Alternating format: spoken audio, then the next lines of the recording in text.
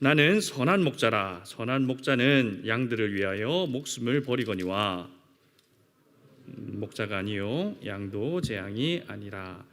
이리가 오는 것을 보면 양을 버리고 달아나나니 이리가 양을 물어가고 또 해치느니라. 달아나는 것은 그가 삭군인 까닭에 양을 돌보지 아니함이나 나는 선한 목자라. 나는 내 양을 알고 양도 나를 아는 것이. 함께 읽겠습니다. 아버지께서 나를 아시고 내가 아버지를 아는 것 같으니 나는 양을 위하여 목숨을 버리노라.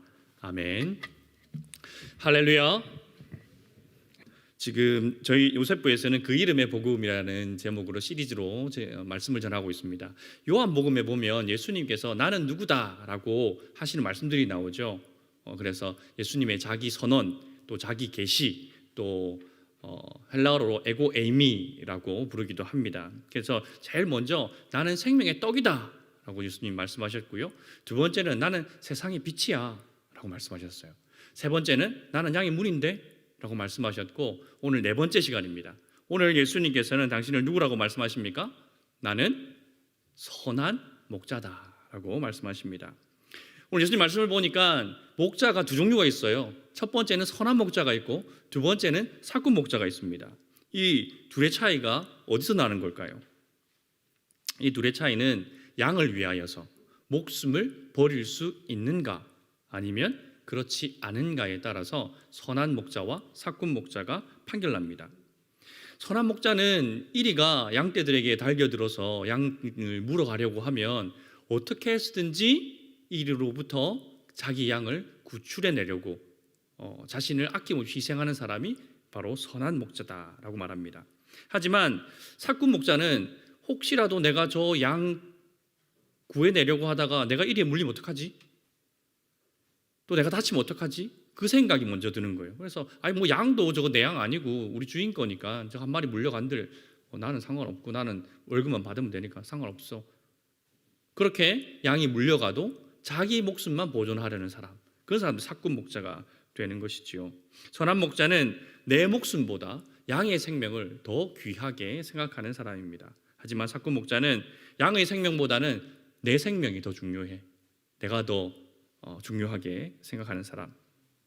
그리고 이 둘 차이를 만들어내는 것은 이 양의 진짜 주인이 누구냐에 의해서 또 발생하죠. 선한 목자는 양의 진짜 주인입니다. 그래서 내 양이기 때문에 내 양 한 마리라도 잃어버리는 것을 용납할 수 없습니다. 왜 그럴까요? 재산상의 손해가 나니까 저거 한 마리 잃어버리면 저거 한 마리 팔면은 뭐 하나 더 살 수 있는데 내가 또 좋은 거 더 살 수 있는데 그런 마음에서 아까워서 이리에 그래서 구해내는 걸까요? 아닐 겁니다. 여러분 혹시 반려동물 키우시는 분 있어요? 손 들어보세요. 한 분, 두 분, 네 그래 몇 분 안 되네요. 뭐 키우세요? 요 앞에 까만색 옷 입은 자매님? 고양이 이름이 뭐예요? 에? 톰과 제리 할 때 그 톰. 톰이 제리한테 맨날 당하잖아요. 톰 보면 불쌍하던데. 어릴 때는 제리가 막 괴롭히는 거. 제리가 맞죠? 생쥐. 예. 어때요? 자, 반려동물 키우면 자매님도 내 새끼처럼 느껴져요? 내 가족처럼? 그래요. 네, 고양이는 그거 쉽지 않다고 그러는데 착한 고양이인가 봐요. 반려동물을 키우면 보통 자기를 엄마 아빠라고 부르더라고요. 걔를 안 키우는 입장에서는 그런 마음이 드는데 키워오신 분들은 정말 내 자식처럼 생각이 된대요. 그래서 그 강아지가 아프거나 또 개가 아프거나 고양이들이 아프면 의료보험 안 되잖아요. 수백만 원의 치료비가 들어가는데 불구하고 아낌없이 그 병을 고치기 위하여서 지불하는 것을 보았습니다. 제 머리로는 도저히 이해가 안 되더라고요. 그냥 짐승은 아프면 그냥 가는 거 아닌가?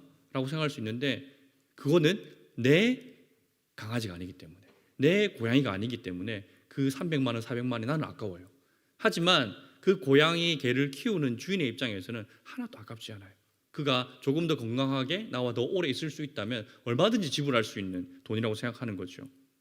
그래서 이 선한 목자는 양들을 바라볼 때에 그 양의 재산 가치를 가지고 그를 이리의 손에서 구해내는 것이 아니라 그를 너무 사랑하기 때문이에요. 그의 생명을 잃어버리는 것을 도저히 상상하기 싫은 거예요. 차라리 내가 죽었으면 죽었지 내 양을 빼앗길 수는 없어. 내 양이 해함을 당하도록 버려둘 수 없다라고 생각하기 때문에, 그래서 선한 목자는 양떼를 위하여서 자기 목숨을 아낌없이 내어놓는 것입니다. 예수님께서 십자가를 지신 이유가 바로 이것입니다. 당신의 사랑하는 양들이 사나운 짐승에게 물려서 사탄 마귀의 권세 아래에서 신음하다가 마지막에는 그들의 지은 죄를 해결하지 못하여서 지옥에서 형벌받는 것, 영혼이 멸망하는 것을 예수님이 그냥 바라보실 수가 없는 거예요. 저거 그냥 내버려 두면 쟤들 다 지옥의 불구덩이 속에서 영원토록 고통받을 터인데 어떡하지? 마음이 너무 아프신 거죠. 그래서 나를 희생해서라도 저들을 구원해내야겠다. 그것이 바로 십자가의 사건입니다. 예수님께서 십자가에 오르신 이유는 단 한 가지뿐입니다.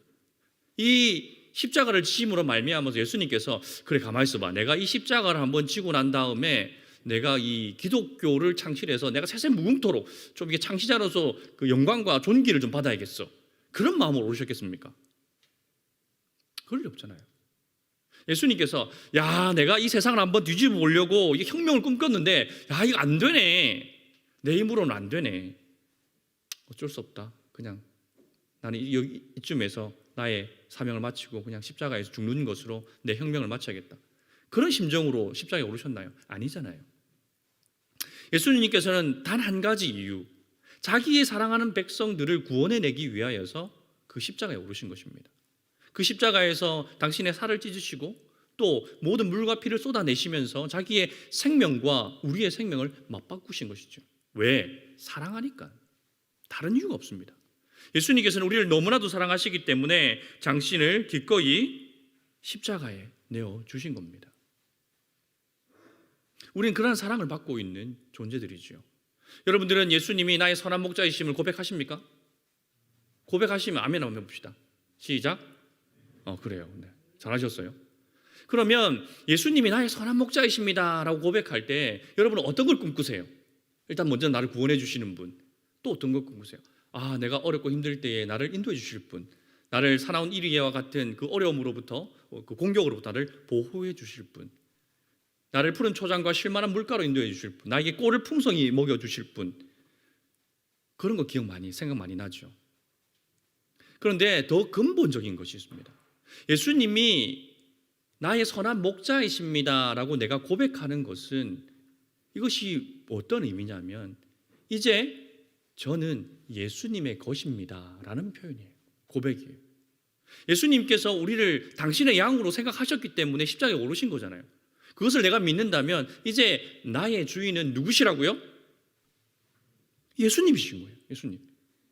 예수님은 나의 선한 목자이십니다 라고 고백하는 것과 고백할 때마다 우리가 반드시 기억해야 될 것이 예수님은 나의 삶의 주인이십니다 라는 것을 우리는 함께 기억하고 함께 고백해야 합니다.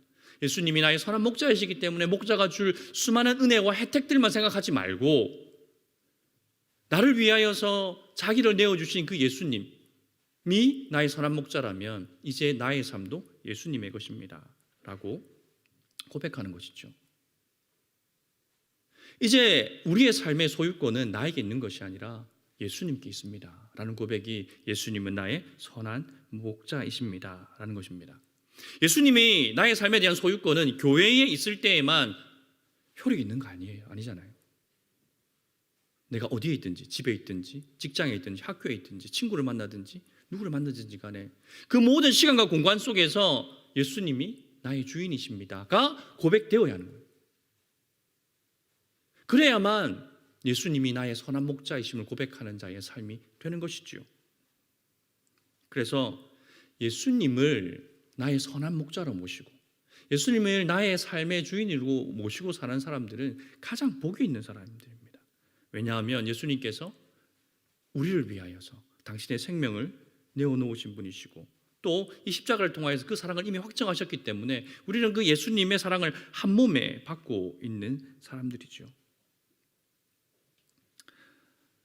세상 얘기들 중에 이런 얘기가 있습니다. 지금도 뭐 인정하실지 모르겠지만 젠더 문제로 이렇게 받아들이지 마시고 그냥 들어주세요. 남자는 자기를 인정하는 사람을 위하여서 목숨을 걸고 여자는 자기를 사랑하는 자를 위하여서 목숨을 건다. 이거 여러분 인정 안 하셔도 괜찮습니다. 저는 그런 얘기를 듣고 컸어요. 그러니까 인용하는 겁니다. 예수님은 우리를 인정해 주시죠. 예수님은 항상 우리를 인정해 주십니다. 우리가 예수님 앞에 온전히 순종할 때뿐만 아니라 때로는 불순종하고 실수하고 때로는 예수님의 말씀을 거역할 때조차도 저거 내 양 아닌데 쟤 드러내라 라고 하지 않으시잖아요. 언제든지 그 예수님이 나를 향하신 그 소유권은 늘 신실하게 버리지 아니하십니다. 또 예수님은 그 누구보다 우리 사랑하시잖아요. 우리를 사랑하셔서 자기의 생명도 내어놓으셨기 때문에 예수님께서 우리를 향한 사랑은 의심할 필요가 없는 거죠. 우리는 예수님께 인정받고 예수님께 사랑을 받고 있는 사람들입니다. 그러니 가장 행복한 사람이 된 것이고 가장 복 있는 사람이 된 것이죠. 그렇기에 우리는 예수님을 나의 주인으로 모시고 사는 것에 대하여서 주저하지 말아야 됩니다. 예수님께 여러분의 모든 삶을 드리십시오 라는 얘기를 들으면 상우야 감사하니 부담되니 얘기를 못하는 거 약간 부담이 약간 오나 보다 그지. 여러분 어떠세요? 여러분의 삶을 예수님께 온전히 드리십시오. 여러분의 삶의 이제 주인은 예수님이십니다 라는 말을 들으면 아멘 감사해요 예수님. 저 같은 사람을 주님 소유 삼아주시니 너무너무 감사해요. 저의 생명을 드리오니 주님 사용해 주시옵소서. 그런 찬양이 터져 나오세요. 고백이 터져 나오세요. 아니면 네 맞아요 예수님은 나의 주인이시지요. 그런데 뒤에서 밀려오는 부담감 그런 거 있지 않으세요? 우리가 예수님을 모시고 주인으로 모시고 살아가게 되면 뭔가 두려움이 뒤에 따라옵니다. 뭔가 더 고생할 것 같고 뭔가 더 손해볼 것 같고 더 힘들 것만 같은 그런 프레임 속에 우리가 갇혀 있는 것은 아닐까요?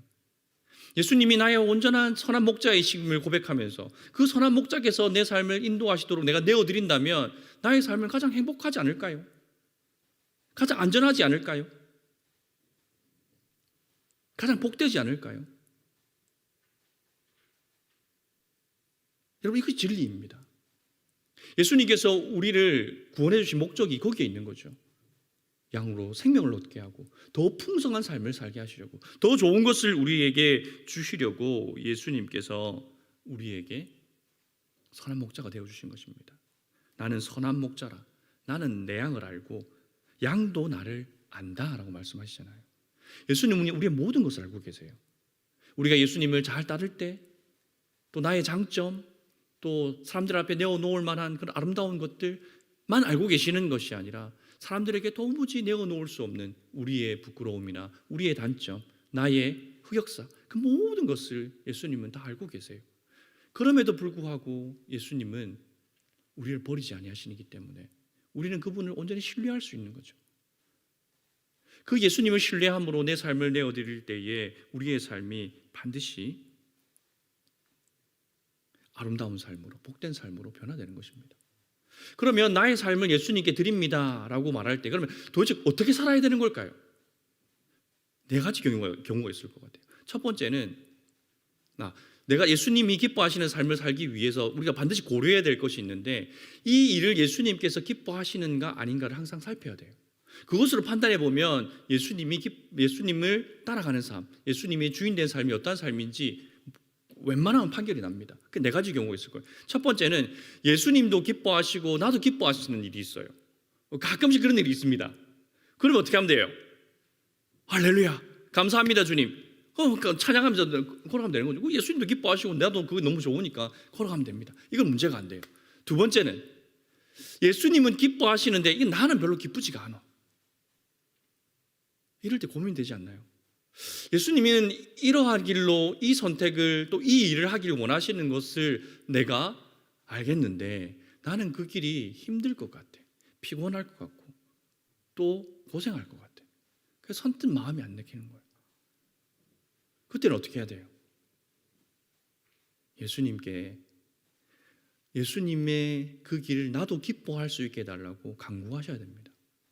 그리고 예수님이 인도하시는 길로 갈 때에 그 결과는 반드시 선할 것이라는 것에 대한 믿음을 더해 주실 것을 예수님께 기도하셔야 돼요.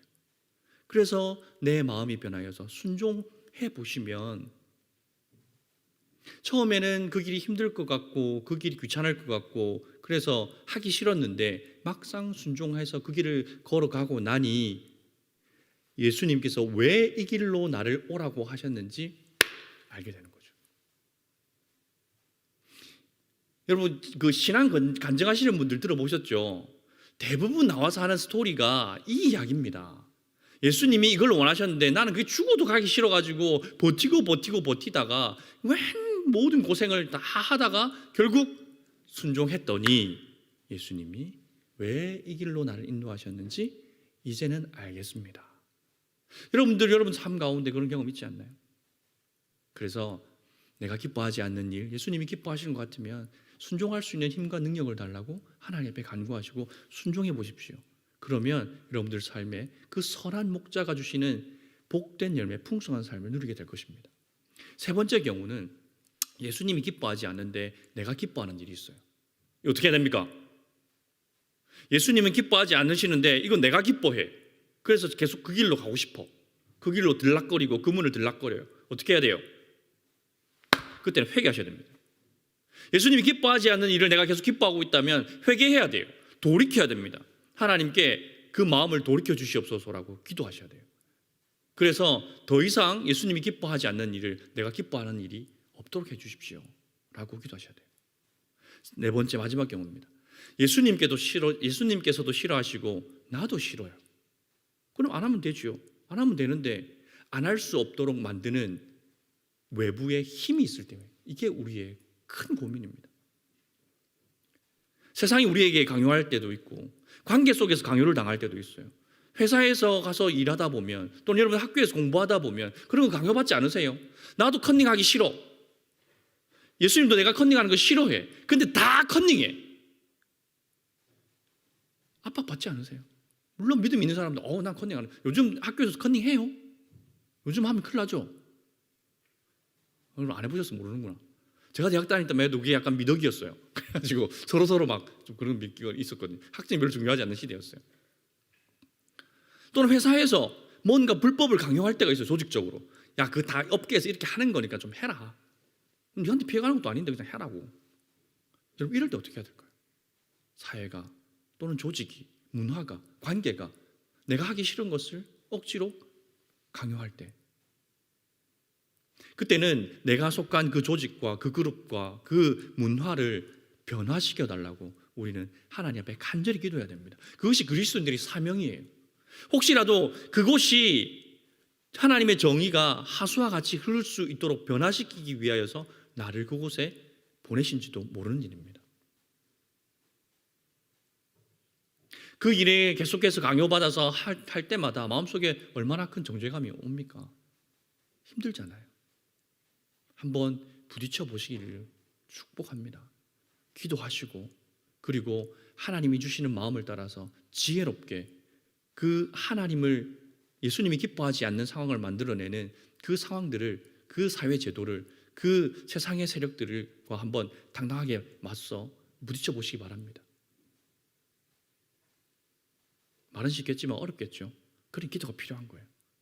지혜들한테 나누고 기도 요청하고 그래서 조금씩 기도해 나갈 때에 하나님께서 그렇게 내가 속한 곳을 또 우리의 사회를 또 우리 학교를 변화시켜 나갈 것입니다. 그래서 이렇게 네 가지 경우를 잘 생각하시면서 항상 기억해야 될 것은 무엇이냐면 예수님께서 기뻐하시는 바가 무엇인가? 바로 그것이죠. 예수님께서 무엇을 기뻐하시는가? 그것을 항상 기억하고 그것을 선택해서 나간다면 예수님이 나의 선한 목자이십니다 라고 고백하는 자의 삶이 이루어지는 것입니다. 예수님이 나의 선한 목자이시니 그냥 나를 갖다가 잘 이끄셔가지고 푸른 초장 쉴만한 물가로 인도해 주세요. 그래서 나에게 꿀을 먹여주시고 시원한 물도 먹여주시고 그런 것만 생각하지 마시고 내가 그 예수님의 선한 목자를 따라가기 위하여서 때로는 두렵기도 하겠죠. 왜 양이 눈앞이 잘 안 보인다고 그러잖아요. 목자 음성만 듣고 가는 거잖아요. 여러분 눈 감고 누가 이렇게 박수 쳐주면서 여기서 저까지 한번 가보실래요? 겁이 날까요? 안 날까요? 겁이 나겠죠. 겁이 나지만 그러나 그 인도하시는 분의 선함이 있다면, 만약 여러분이 미워하고 여러분 원수 같은 사람이 자 이쪽으로 오세요 박수 치고 가면 따라가겠습니까? 미영아 따라가겠니? 그 따라가다가 이게 나무에 부딪혀가지고 넘어지겠죠. 그러나 나를 정말 아끼고 사랑하는 사람이 이렇게 박수를 치면서 나를 인도한다면 기꺼이 따라갈 수 있는 거 아닙니까? 그러면 출구까지 안전하게 도달할 수 있는 거죠. 그런 것처럼 예수님은 우리의 선한 목자이시기 때문에 예수님의 그 선함을 믿으시고 예수님이 인도하시는 그 길을 걸음걸음 따라가 보시기 바랍니다. 그러면 하나님의 선하심을 맛보아 알게 되는 거예요. 비록 처음에 첫 발을 내딛을 때는 두려웠기도 하고 또 내가 이것이 맞는가 틀리는가에 대한 그런 확신이 없어서 머뭇거릴 때도 있겠지만, 그러나 믿음의 눈을 들어서 예수님의 그 선하심, 예수님은 선하셔, 예수님은 나에게 절대로 나쁜 것을 주시는 분이 아니야, 나에게 생명을 주시는 분이시고 나에게 가장 좋은 길로 인도하시는 분임을 나는 믿어. 그러니 그 예수님이 기뻐하시는 길로 나는 갈 거야 라고 한 걸음만 내딛어 보십시오. 그러면 괜찮은데? 정말 예수님 살아계시는데? 이거 경험하게 될 거예요. 여러분 신앙생활에서 재미와 기쁨이 뭔지 아십니까? 이런 거예요. 우와, 예수님 살아계시네. 이런 거 발견하고 이런 거 경험할 때마다 그 우리 마음속에 은혜가 넘치고 그 마음속에 그 하나님의 살아계심을 목도한 그 감사함으로 우리의 삶이 기쁘고 행복해지는 겁니다. 그것이 여러분 신앙생활인 겁니다. 예수님이 우리의 선한 목자 되심을 믿으시는 여러분, 이제 우리의 삶도 예수님께 온전히 내어드리시고 입술로만 예수님은 선한 목자이십니다 라고 고백하지 말고 내가 그 선한 예수님을 정말 따라가면서 예수님은 나의 선한 목자이십니다 실천적으로 고백하시는 우리 등촌교회 청년들 되시기를 주님의 이름으로 축원드립니다.